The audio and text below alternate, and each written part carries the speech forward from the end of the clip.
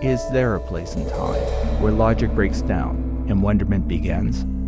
Could that be somewhere at some time along an infinite line between the reasonable and the highly unlikely? Join us on a journey into the improbable. Makeshift Stories presents Episode 283, Incognito, read by Kathleen Connolly. Opening and closing theme by Matthew Erdman. Somewhere and sometime you might share the same fate as your enemy.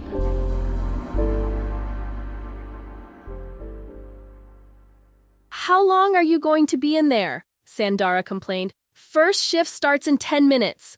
Alexandra ignored her pesky bunkmate. She'd just have to wait. It was bad enough that she had to share a room with her. When she signed on, the chief steward hadn't mentioned that the washrooms were also communal. Just another minute, Alexandra yelled through the thin plastic door. She rechecked her appearance in the mirror. A stranger stared back. Would anyone recognize her? The black market skin suit had been challenging to get. Grown in microgravity at a factory at Lagrange Point 1, it had cost a small fortune to have smuggled to the moon. It was highly illegal and highly effective at disguising a person by adhering to their epidermis, changing everything from appearance to fingerprints, and as long as someone sampled hair or skin, DNA. Alexandra had paid the older woman the suit was based on to lay low until she was safely on Mars, which didn't have an extradition treaty with the Earth or Moon. Then she would come forward and claim she had been abducted, and another charge would be added to Alexandra's record in absentia. She could still hear the judge's words. For your crimes, you will be taken from this court to serve 30 consecutive 10-year terms at the Lunar Farside Penitentiary. You mean concurrent, Your Honor, her lawyer had tried to interject. That's what we agreed to. No, consecutive. I've changed my mind.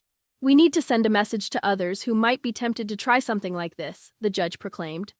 300 years for a white-collar crime was unheard of, and Alexandra had no doubt the judge had been bribed by one of her wealthy victims. And she was sure she knew who. So, what were a few more years for kidnapping on a 300-year sentence for running a Ponzi scheme that had its hands in the greedy pockets of almost every trillionaire in cislunar space? She hadn't hurt anyone who couldn't afford to lose a few billion. They had all been so greedy it had been easy. But slinking away as a lowly steward on a spaceliner hadn't been how she imagined her exit. But under the circumstances... The bathroom door suddenly burst open. I got the master key from the chief steward, Princess Anita. Sandra stood at the door, angrily waving a passcard under Alexandra's nose. I'm not a... Alexandra started to correct her bunkmate. She had to remind herself she was Anita, a no one, not the famous, now infamous Alexandra Waldorf. I'm not done, she pointed out haughtily. Then she pushed past Sandara out into the narrow hall. She had never imagined how cramped the staff areas of a spaceliner were. Still not in your uniform? You're going to be late. Serves you right. Sandara laughed and slammed the bathroom door in Alexandra's face. When she got to the chief steward's office, Sandara had been right. She was late and the last to arrive. Cabin assignments were already being handed out. The chief steward, a thin, middle-aged man with a slackness to his body that said he had spent too many years in microgravity, looked at her sternly. Don't you know how to read time? He questioned sarcastically. Alexandra's face flushed with embarrassment. Seeing that you're late for your first shift, you win the privilege of being a steward for the first-class staterooms the entire trip out to Mars.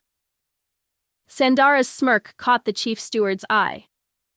Do you want to join her? He growled, then dismissed the group. The stern-faced assistant steward pointed 2 V-sign fingers at her own eyes and then at Alexandra. She had already been singled out. It wasn't how she had wanted to start. The whole reason for degrading herself to menial labor had been to fly under the radar. She would have to be more careful. It's the worst assignment, Sandara needled Alexandra as they floated down the spaceliner's spine to the passenger rings. No one wants it. People in the staterooms are demanding. They complain about everything. Alexandra didn't care. A few weeks ago, she had been that type of person and would be one again in 39 days. She could handle people like that, play to their egos, and they willingly became fodder for her schemes. Also, she would spend her shifts working in the luxury she was used to. But the first-class housekeeping station turned out to be a discreetly located supply closet hidden behind a virtual waterfall in a dead-end corridor. Its small screen was already displaying a curt priority request when Alexandra arrived. Estate Room 4, status urgent, request softer pillows. She knocked and when no one answered, used her passkey to enter. It's about time. I specifically said soft pillows. Those things in the bedroom are rocks, a husky-sounding male complained. Alexandra froze. The last time she heard that voice was from the witness stand. Nickolay Osokin had testified against her and as far as she knew, was the person who had bribed the sentencing judge to give her sequential prison terms. Her face turned red with rage. Her first instinct was to look around for something she could use to club him. Instead, she stamped her anger back into place. Once she was on Mars and free, she could plan something. Extracting her revenge there and then was tempting but not worth the risk. She entered the suite cautiously, which, to her eye, had been decorated by someone who had only seen photos of luxury interiors in gauche trade magazines. Head down, she tiptoed across the tasteless plush red and gold carpet to the bedrooms. "And I want limes, fresh ones, I paid for fresh," Nickolay complained. "I'll inform the kitchen, sir," Alexandra muttered through her hand, hoping it would be enough to make her sound like someone else. "That voice! I know that voice!" Nickolay stormed into the bedroom. Alexandra swung around so her old accuser couldn't see her face. Skin suits were nearly impossible to detect but couldn't hide mannerisms or change vocals. The large, pudgy, middle-aged man, dressed only in a partly open house coat, stopped in his tracks and stared, obviously disgusted by the sight of an older woman changing his pillows. "What's your name?" he demanded. Alexandra forced herself to move slowly and stiffly. Anita, sir." She tried to make her voice scratchy and unsure. Nickolay tracked her like a cat about to pounce, and for a brief second Alexandra thought he might have recognized her. Finally, he said, "I must be hearing things. The old crony is on ice. Well, hurry up, Annie, or whatever your name is, and tell your boss I want a better-looking steward, preferably a younger one." He turned and swaggered out of the room, leaving a cloud of expensive aftershave lingering in his wake. Alexandra spat at his back, hurried up and left. She feared he was going to recognize her and she would end up having to kill him before he turned her in. She wanted to avoid that scenario at all costs. "Can you change my assignment?" Alexandra pleaded after her shift had ended. "Already?" The chief steward laughed. "If you can convince one of the other stewards to trade with you, Anita, I'll agree to the change, but good luck with that." "But he said I was ugly and wanted a prettier steward," she tried, hoping he might empathize with her situation. "All the old rich lechers in first class want that," he shrugged. "We're here to provide cabin service, not entertain their fantasies." She had to give the chief steward credit. She would have done the same. She never gave in to staff or client demands. That's how she managed to keep the investors away from the mine site on the lunar far side. The promo material had shown giant harvesters sucking up helium-3 rich regolith in a vast, remote crater, and the fake real-time video feed that she showed investors backed that up. However, the fake media was as close as she had ever gotten to spending the investors' money on a mining operation. Only one had eventually gone against her, hired a suborbital hopper to look for themselves, and that investor was in Estate Room 4 indulging his expensive tastes. But he didn't seem to have suffered from her little scam. People like him, greedy enough to believe she could deliver 50% returns and afford the obscenely high buy-in, could also afford to spread a bit of their wealth around, specifically to her. Most had inherited their money from the original entrepreneurs who had risked everything, including their lives in some cases, to create the lunar economy. But when Nickolay contacted her from the far side, the gig was up. His livid, red-helmeted face screamed indignantly into the camera in front of an ancient decommissioned Chinese mineral exploration lander, and nothing else. "Is that all there is?" he had demanded indignantly. "Where's the mine, processing plant, landing pads, everything we invested hundreds of millions in?" Instead of answering, Alexandra cut the connection and headed for the closest spaceport, where she had been caught. She had let herself get seduced by the lifestyle of the mega-wealthy, using their money to pay her tab. She had always intended to get out before she ran out of marks to keep the scam flush with new cash. Unfortunately, greed and ego had kept her there just one investor too long, and Nickolay had been that one. If only she could have resisted the size of his family's bank account, she lamented. If you do a good job, I'll give you something more manageable on the return leg, the chief steward said, then waved his hand in Alexandra's face. Did you hear that? Do a good job and work hard. Avoiding hard work was, up to recently, what Alexandra's life had been about. She smiled at her temporary boss and nodded. It was obvious that Anita, older and worn, didn't have the same charm as Alexandra Waldorf, young, powerful, beautiful, and an interplanetary con artist. Thank you, I'll do my best, she promised, with enough unfelt conviction to satisfy the gullible chief steward. But she was already trying to figure out how to get what she needed as she headed out to pick up her housekeeping cart. Why would I trade assignments with you? Sandra laughed between mouthfuls of rehydrated crude dinner 6. Fresh food was reserved for first-class passengers. Alexandra played with her reconstituted dinner number 3, used to 5-star restaurants. She was having trouble convincing herself to eat. You're not hungry? Sandara questioned, watching Alexandra draw patterns in her watery vegetable mash. No. Alexandra put the fork down, tented her hands, and leaned in.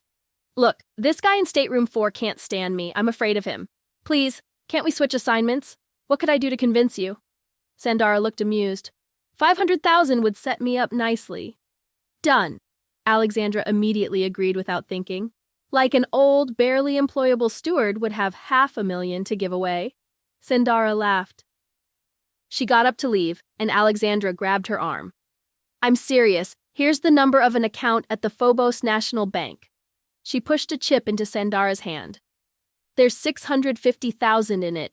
You can use that to check the balance yourself. If you swap with me, I'll give you the access code once we get to Mars.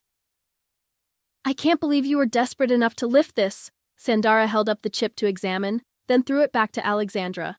No doubt stolen from one of the staterooms. You better put it back before it's discovered.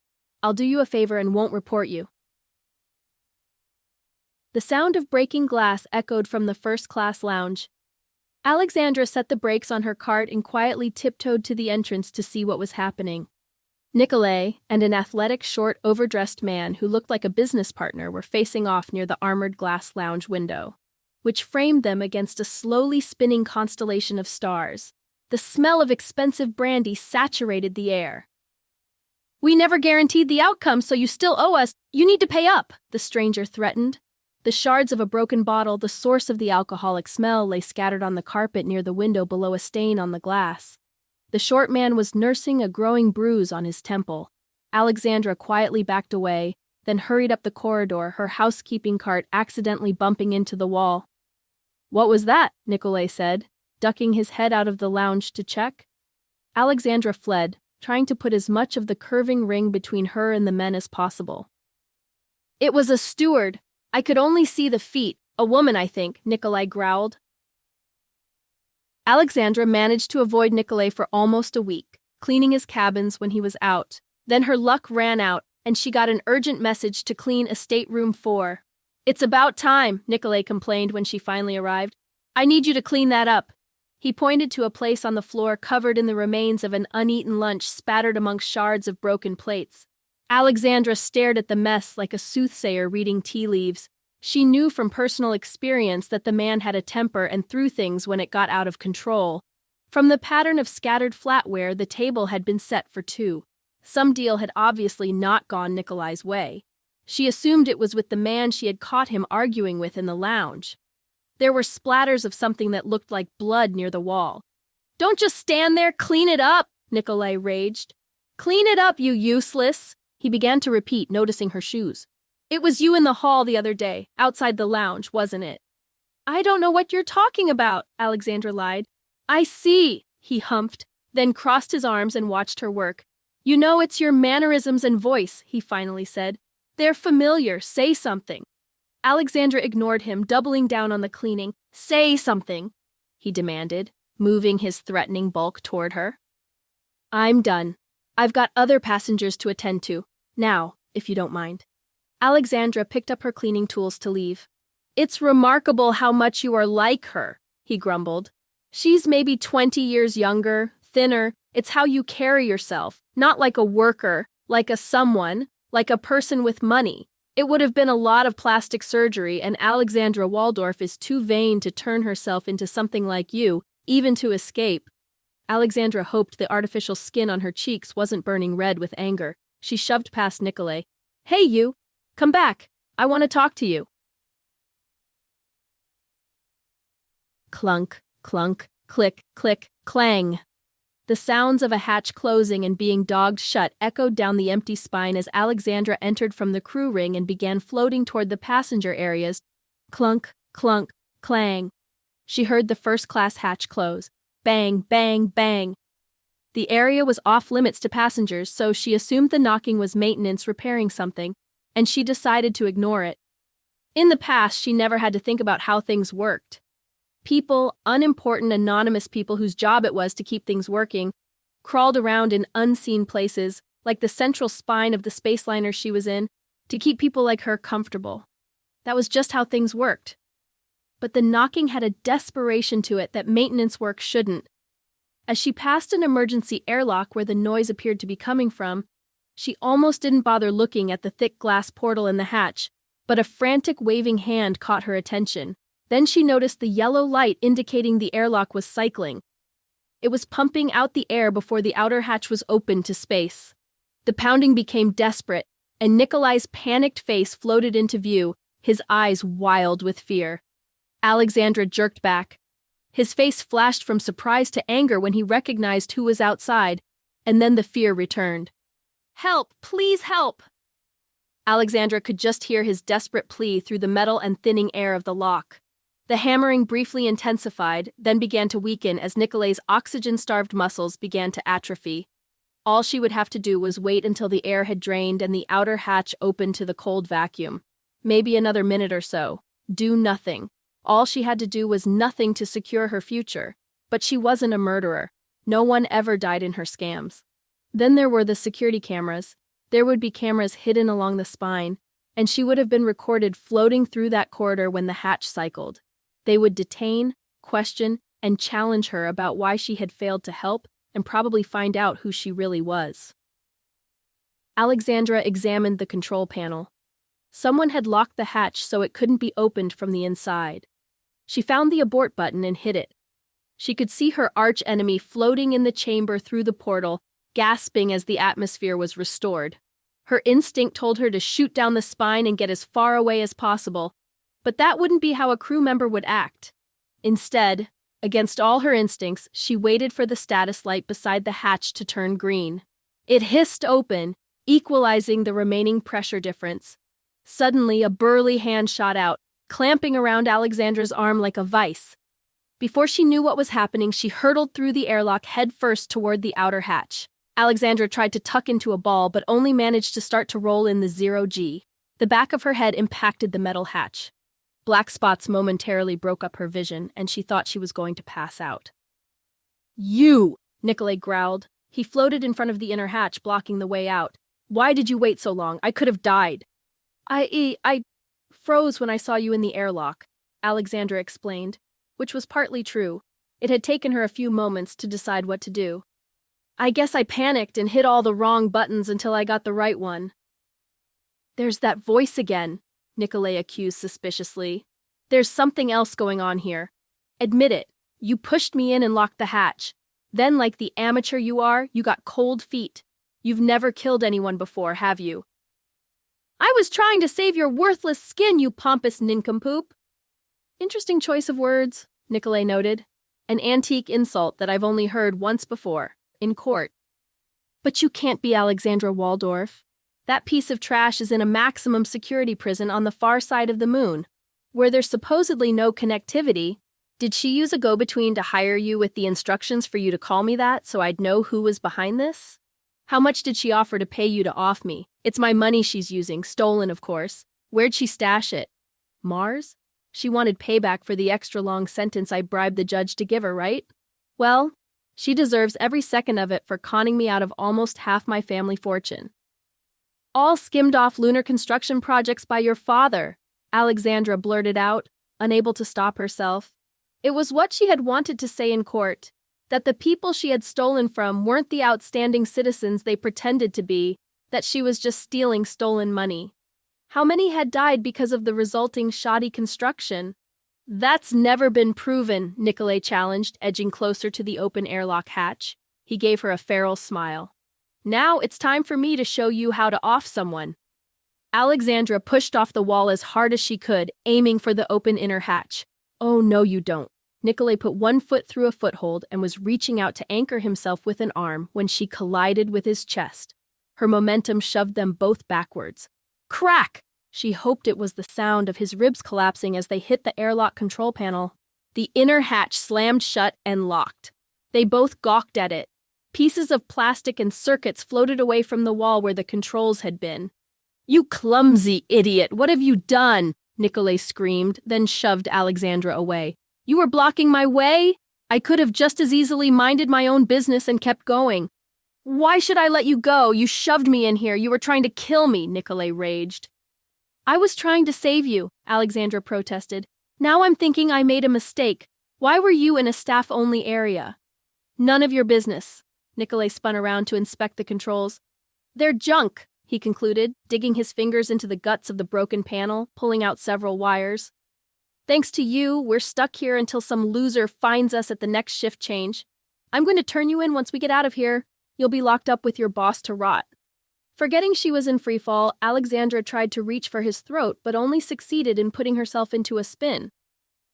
Like I'm really scared, Nickolay laughed at Alexandra as she struggled helplessly in the middle of the airlock.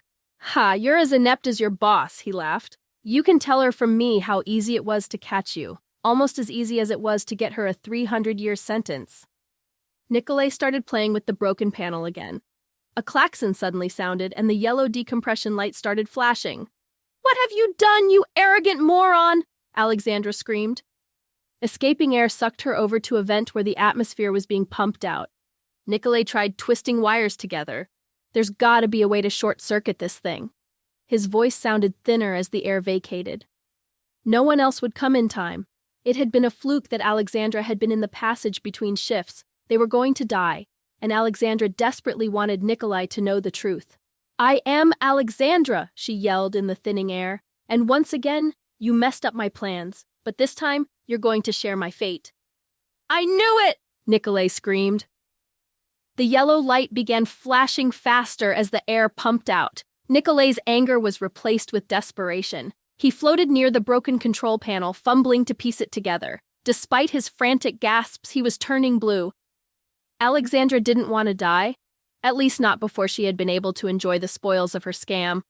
But knowing she was taking her tormentor with her brought her a sense of satisfaction. She could barely hear the warning klaxon now, so the air was almost gone. Black began to squeeze in around the edge of her vision, and the chamber's cold, indifferent metal walls grew distant and indistinct. Then she thought she saw Sandara's panicked face through the portal of the inner airlock door. Was that the hiss of air being pumped back in? Alexandra's oxygen-starved brain couldn't tell before she lost consciousness.